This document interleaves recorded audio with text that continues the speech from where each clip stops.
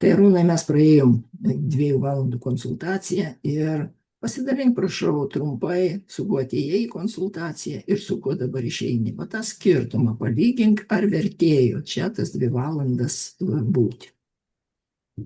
Tikrai, tas 2 valandas apsimokėjo būti, pajutau tą tokį apsivalymą vadinamą ir tikiuosi, kad po visų tų mano visų suvirškinimų aš tikrai džiaugsiuos tuo visų pamokymų ir visą kitą.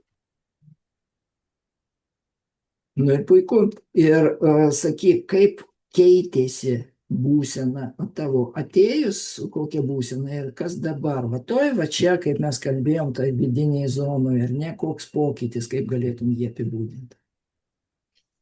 Tas vidinis gumulas pas mane, jis pajudėjo iš to taško, tikrai jaučiu ir tikiuosi, kad jisai tikrai išeis.